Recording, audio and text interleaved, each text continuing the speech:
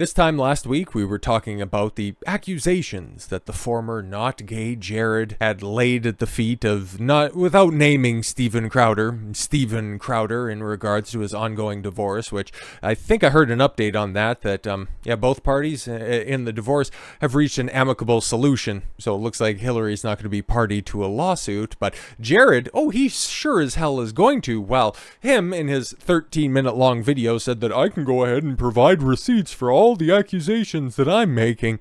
In response to that cringy video, Gerald, who is kind of a cringe lord himself, CEO of Louder with Crowder, LLC, whatever, at his own 36 minute long rebuttal, actually providing receipts showing that Jared and Steven's soon-to-be ex-wife had been colluding to try to ruin the reputation of Steven. Hell, if you want to let Steven ruin his own reputation, just have him recite some of his stand-up routine. I like Crowder. I don't like his comedy. I think he's better at delivering news than he is with his cringy skits. But besides that, we're talking about this lawsuit that has just been launched because, hey man, one side of this confrontation can provide the goods. The other ones, well, they're just out there on the grift. I'll let you decide by the end of this who I'm talking to in regards to which labels will stick. So, in a statement from Jared, it's not even your real last name, I never tried to extort my former employer. Sure,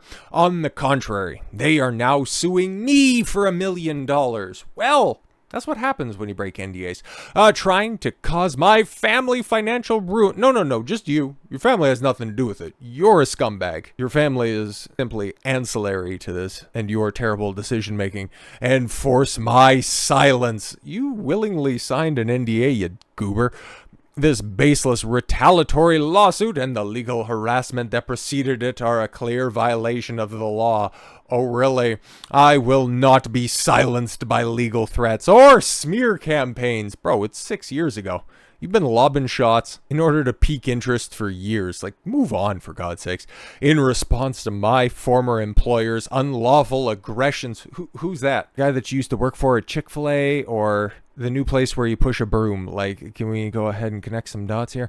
I have hired attorney Matt Brunig and filed the following charges. We can read here, but first and foremost, I don't know who this Matt Brunig guy is. As you can see, there's a bunch of stuff. Oh, he's got 187,000 followers. Quite a few more than you do, but hey, he's probably not been in the social media game as long as you have. Oh, wait, no, he's been on a different grift. He's a part of Act Blue. Oh, he's a dyed-in-the-wall Democrat operative. Oh, totally makes sense, because here we have the lawsuit, and well, Jared said that he could provide receipts. Why didn't he provide any of them in the lawsuit? That sucks. I've filed unfair labor practice charges against Louder with Crowder. Non-disparagement clauses are illegal. No, they're not. Just regret that you signed one, you idiot. For many years, Steven Crowder has been one of the most popular and affluent online conservative media personalities in the country. His YouTube channel has 5.8 million followers, but his Rumble is far more active. He has over 1 million over there, but don't worry about that. I wouldn't expect let me check my notes again, a lawyer to be able to understand, let me check again, the defendant and his positions. Right. In 2018, Crowder's producer, Jared Mittelo, a.k.a. Jared Monroe, a.k.a. Not Gay Jared. Why didn't you put that one in there? Quit his job. Quit his job along with his brother, Jared Mittelo. As part of quitting his job, like many other workers in the country, Jared signed a separation agreement that contained confidentiality and non-disparagement clauses. The clause reads as follows. Didn't they kind of tell on themselves right there? Yeah, they signed an agreement. They wanted to quit. They signed an agreement. Yeah, but no, you can't expect us to adhere to something that we willingly signed, because that would be mean. As part of the agreement, and as an additional material inducement to the parties to enter this agreement, employer and employee agree to keep the existence and terms of the agreement confidential and to not disclose its provisions by anyone except immediate family members, tax advisors, legal counsel, or as required by law. Yeah, Yeah, that's standard phrasing. Okay. Any further disclosure, any authorized herein shall constitute a breach of this agreement. The non-disparagement part, employer and employees further agree not to take actions or make statements, written or oral, that would disparage or otherwise defame the goodwill or the reputation of the others of his or its business, customers, clients, members, managers, predecessors, successors, parents, subsidiaries, affiliates, insurers, assigns, agents, attorneys, employees, shareholders, and representatives. Yep, no, that seems pretty bog standard stuff. Things that are written into basically every contract of employment that I know I've ever signed or have ever seen before. Now, 6 years later, oh right, Crowder, through his company Louder with Crowder LLC, has begun aggressively pursuing legal action against Jared.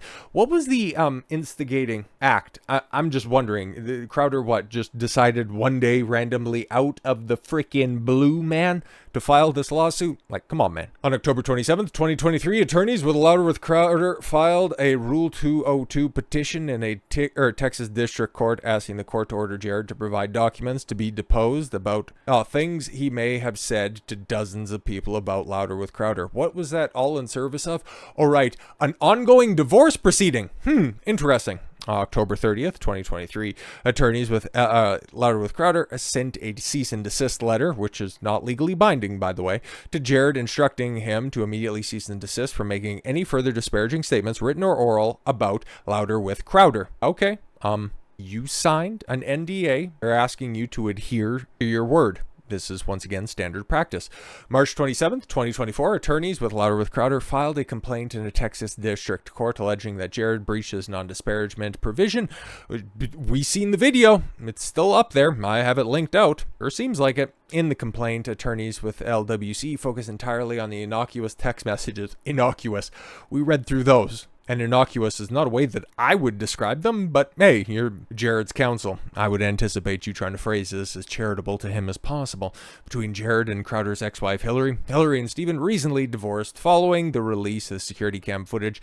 Yeah, release. The Hillary just managed to, I don't know, leave out in the rain for a second. Somebody swung by of Stephen berating his then pregnant wife. What does this have to do with Jared's accusations, by the way?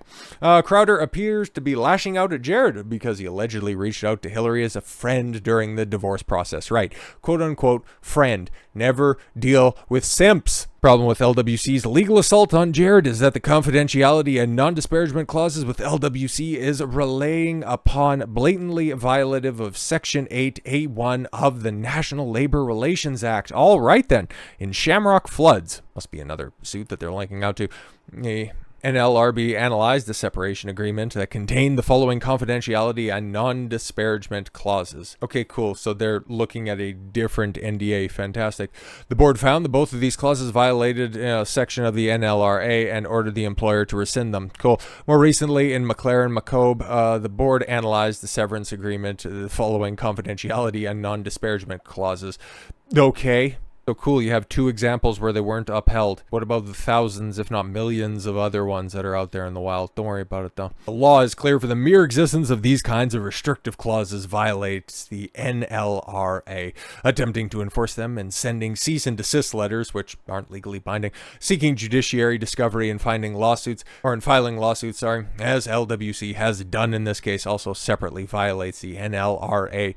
Why is that? Last Friday, acting as Jared's legal representative, I filed an unfair labor practice charge against in the Atlanta region of the NLRB, alleging that LWC has committed the following unfair labor practices: maintaining an illegal confidentiality rule in an employment agreement and separation agreement, as well as a non-disparagement rule in a separation agreement, engaging in unlawful interrogation and surveillance by seeking to obtain information, unbelievable, about protected activity using the tool of judicial discovery. Yeah, he used another court to get relevant correspondence that your client happened to engage in, and then ended up exposing a nefarious plan behind the scenes.